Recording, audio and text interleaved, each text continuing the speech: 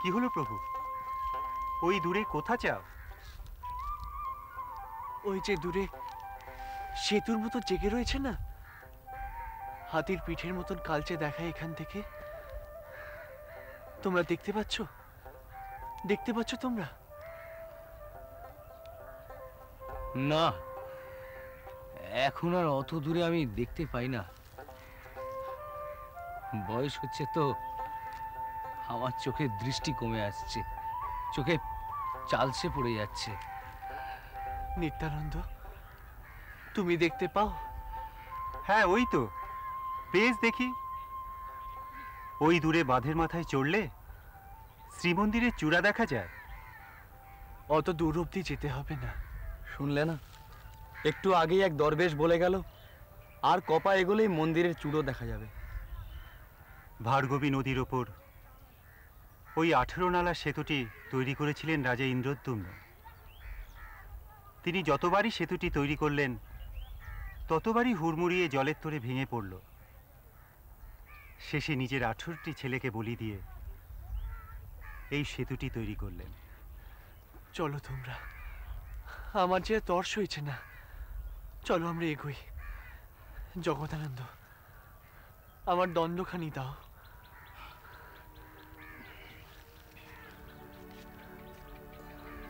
কি হলো? কি হলো জগদানন্দ? আমার দণ্ডখানি তোমার কাছে গচ্ছিত রেখেছিলাম। প্রভু,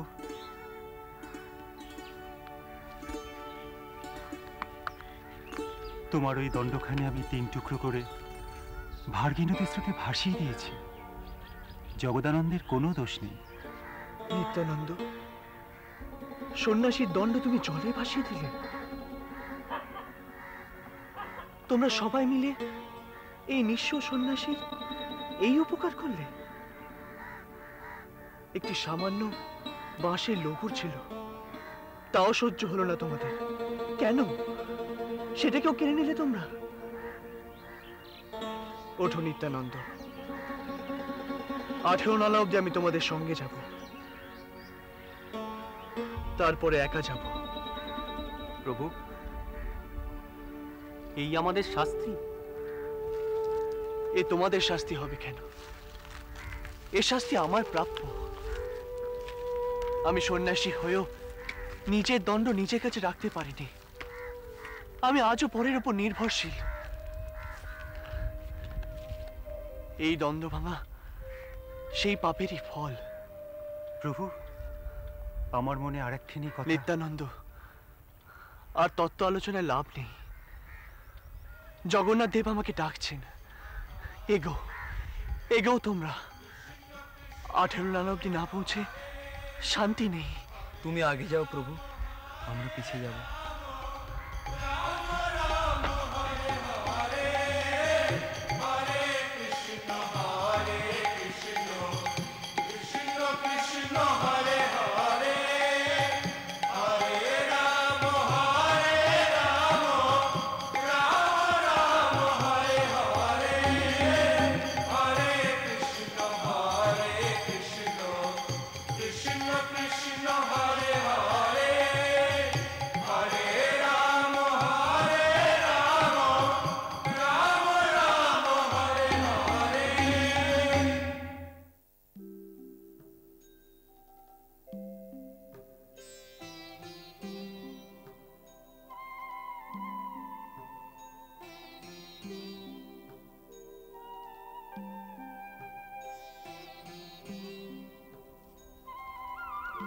জ্যাঠা,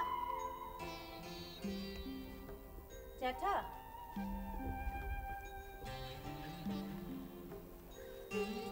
ও জ্যাঠা। জ্বালাস নে মা, জ্বালাস নে। কঠিন হিসেব, ভুলে যাবো যে। আহা, এত হিসেবের কি আছে শুনি? জানা মা, তোর নিজের কাজে আমাকে একটু ব্যাপারটা বুঝতে দে। সবাই সব কাজ নিয়ে ব্যস্ত, শুধু তুমিই দেখছি ফাঁকা বসে আছো। ফাঁকা? হ্যাঁ, ফাঁকা বসে বসে শুধু একটা হিসেবই করছি রে মা। দা ঠাকুর, কি হিসেব বলেই ফেলুন না। গ্রহণের দিন পূর্ণিমার রাতে ছেলেটা জন্মালো। পৌগণ্ড বয়সে আর 5টা ছেলে চেয়ে বেশি দুষ্টামি করে বড় হলো, বিদ্যায় যশে সকলকে ছাড়িয়ে গেল। এত জ্ঞান তার যে ন্যায়রত্ন সার্বভৌম তর্কালঙ্কাররা পর্যন্ত সে জ্ঞানের থই খুঁজে পায় না। এ পর্যন্ত বেশ বুঝতে পারি, কিন্তু তারপর সব হিসেব যেন কেমন ধোঁয়াটে হয়ে যায়, কেমন প্রহেলিকা বলে মনে হয়। প্রহেলিকা কাকে বলে গো নারায়ণী দিদি? যাকে দেখা যায়, ধরা যায় না, ছোঁয়া যায় না, সেটাই প্রহেলিকা। শুভ দিন, শুভ সময় সামনে, এখন তোমরা এসব কি পাগলের মতো বকে চলেছো?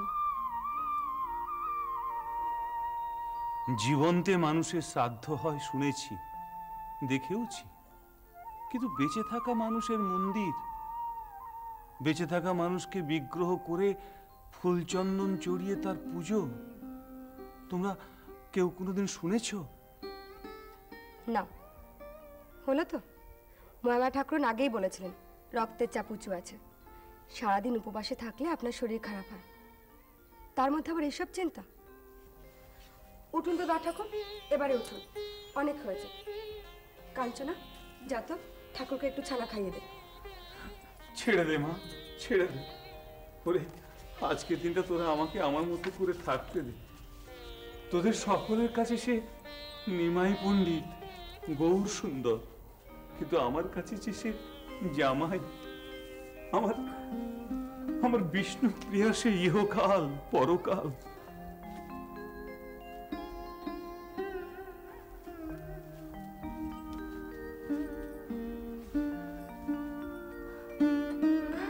রাঙা, তুই বাকিটুকু সেরে ফেল, আমার আর মন বসছে না। সে কি গো, তোমার আবার কি হলো গো নারায়ণী দিদি? নদিয়া নাগরে মন মজেছে, তাকে ভুলে কাঠের পুতুলে শান্তি পেতে হবে? এই যে কত বড় সাজা, তুই বুঝবি না রে। হ্যাঁ হ্যাঁ, সে তো বটেই। সভা পণ্ডিত কোথায় গেলেন? উনি ভেতরেই আছেন। ও আচ্ছা আচ্ছা। ব্যবস্থা তো সব ভালোই মনে হচ্ছে, কিন্তু লোকে নানা রকম বলা বলি করছে।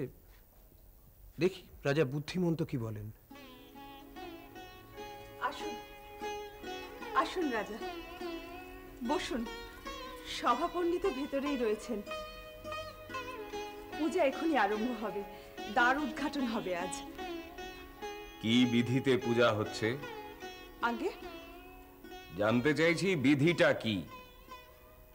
জীবিত মানুষের মূর্তি প্রতিষ্ঠা করে পূজা, আমার স্বল্প বুদ্ধি যতটুকু বলে শাস্ত্র বিরুদ্ধ। তাহলে সেই শাস্ত্র বিরুদ্ধ কাজে আপনি কেন সমর্থন দিলেন রাজা? ভক্তির কাছে বুদ্ধি হার মানল বলে। চারপাশে কি ঘটে চলেছে দেখতে পাচ্ছেন না? শান্তিপুর ডুবুডুবু নদে ভেসে যায়। সময়ের স্রোত শ্রীকৃষ্ণ চৈতন্যকে ভগবান বলছে, আপনি আমি সেই স্রোতের মুখে খড়কুটো, তাকে আটকাবো সাধ্য কি? সাধ্য নেই, কোনো সাধ্য নেই। তার কোনো কিছুকেই আটকানোর কোনো সাধ্য নেই আমাদের। ওই বুঝি ওরা ফিরেছে, আমি যাই দেখি গিয়ে। রাজা, আপনি বসুন, প্রসাদ নিয়ে তবে যাবেন। আপনি বসুন।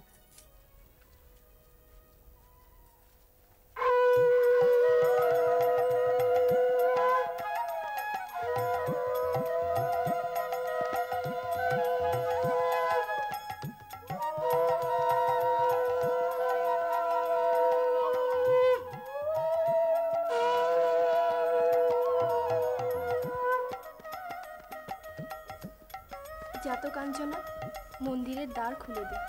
আমি একা? একা কেন, রাঙাকে সঙ্গে নে। যাত রাঙা। এ কি বলছো মা বিষ্ণুপ্রিয়া? রাঙা একটা জেলের মেয়ে, বরে নেয় না, তাকে দিয়ে মন্দির উদ্বোধন? আমাদের মুখে তিনি ভাষা দিয়েছেন, শুধু সেই অধিকারই বলছি রাজন। একমাত্র রাঙাই পারে এই মন্দির উদ্ঘাটন করতে। সমাজ যাদের আস্থা করে ফেলে দিয়েছে, মন্দির তো তাদের জন্যই।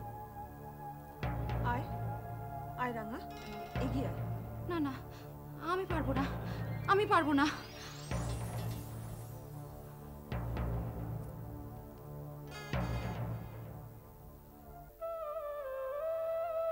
আয় রাঙা, কে কি বলছে, কে কি ভাবছে তা সত্যি নয়, সত্যি শুধু তিনি। যে সমাজ ধর্মকে ধরে রাখতে পারে না, ঠাকুরকে মুড়ে দেয় ফুল বেলপাতার আবর্জনায়, সেই সমাজের মন্দিরে আমার তোর দরকার কি? আয়, আমরা তার সামনে এসে দাঁড়াই, মনে করে তারই ঘর, এই ঘরেই তিনি রয়েছেন, যেমনটি ছিলেন চিরকাল। আয় রাঙা, আয়।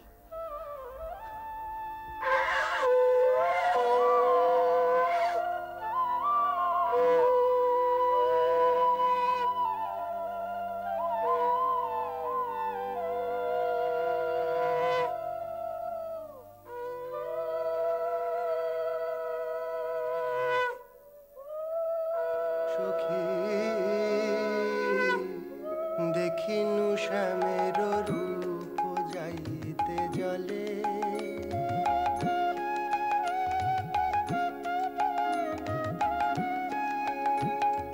ভালে সে নাগরী হয়েছে পাগলি, সকল লোকেতে বলে, সকল লোকেতে বলে।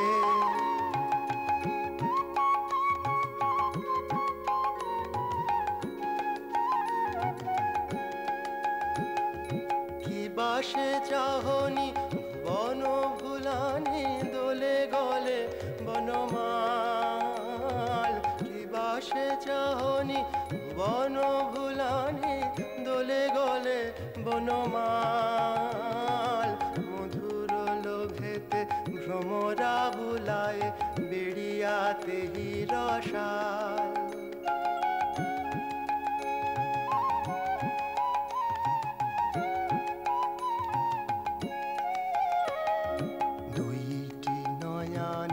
মদনের বান দেখিতে পরাণ হানে, বসিয়া মরমে ঘুচায় ধরমে, পরাণ সহিত টানে।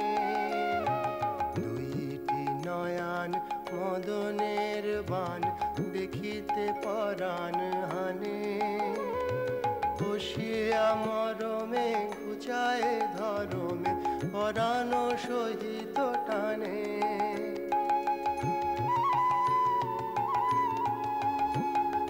চণ্ডীদাস কয় ভুবনে না হয় এমন রূপ যে আর, চণ্ডীদাস কয় ভুবনে না হয় এমন রূপ যে আর।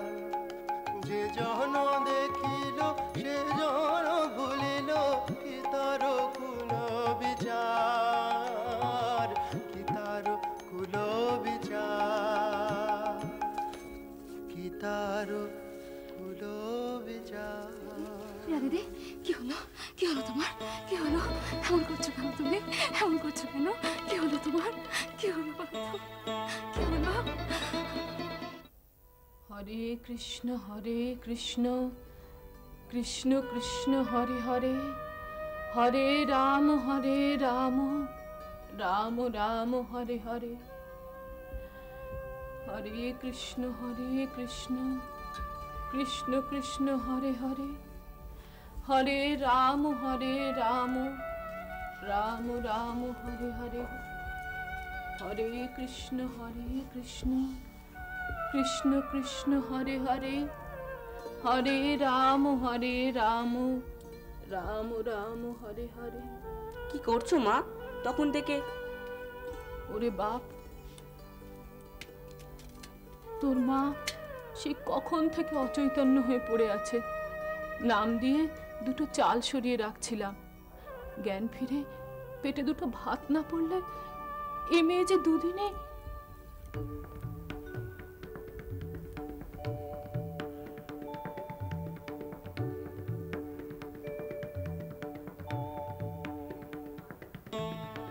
প্রভু,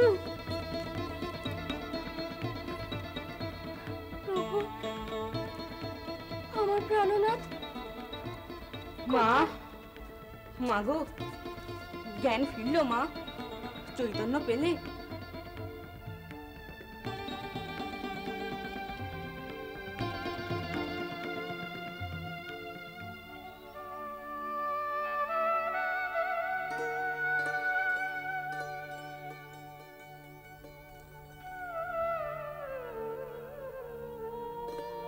কি হলো মা?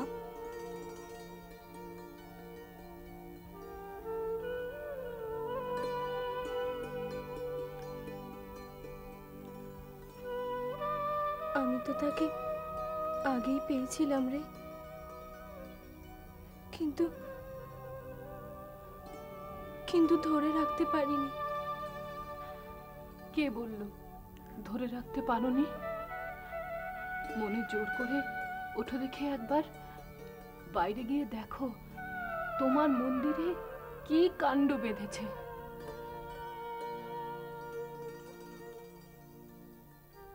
কাণ্ড বেঁধেছে?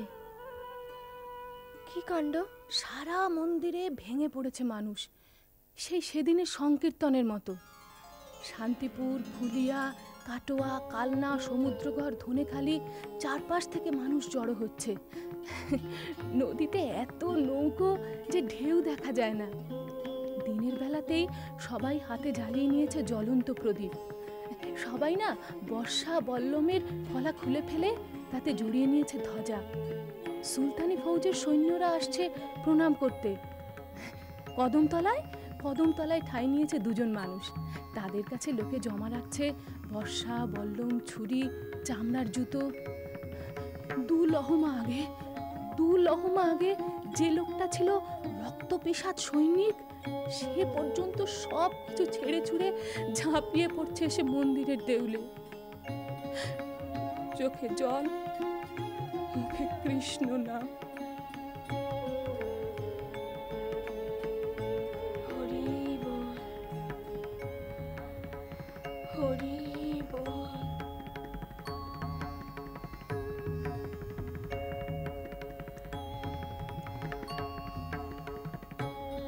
আমাকে একবার নিয়ে যাবি? তুমি পারবে? আমাকে যে আজ পারতেই হবে। হ্যাঁ দেবী, তোমাকে যে আজ পারতেই হবে। দেবী? কিসের দেবী আমি? না বংশীর মা, আমি দেবী নই। আমি মানুষ, রক্ত মাংসের মানুষ। এ দেখো আমার চোখে জল, বুকের রক্ত এক বিন্দু করে জমে জমে জল হয়ে উঠেছে। আমি দেবী নই, আমি তোমাদেরই মতো একজন সাধারণ মেয়ে, স্বামীর গর্বে গর্বিনী। শুধু এই সিঁদুরের জোরে আমি তোমাদের থেকে আলাদা। হ্যাঁ, শুধু এই সিঁদুরের জোরেই আজ তুমি দেবী। কান পেতে শোনো, সবাই হরে কৃষ্ণ নামের মধ্যে মধ্যে উন্মুক্ত কণ্ঠে বলছে, জয় গৌর, জয় নিমাই, জয় শ্রীকৃষ্ণ চৈতন্য। তারই মধ্যে মধ্যে ধ্বনিত হচ্ছে আর একটা, নবদ্বীপের আকাশে বাতাসে ছড়িয়ে পড়ছে সেই ডাক। সবাই বলছে, জয় দেবী বিষ্ণুপ্রিয়া জয়।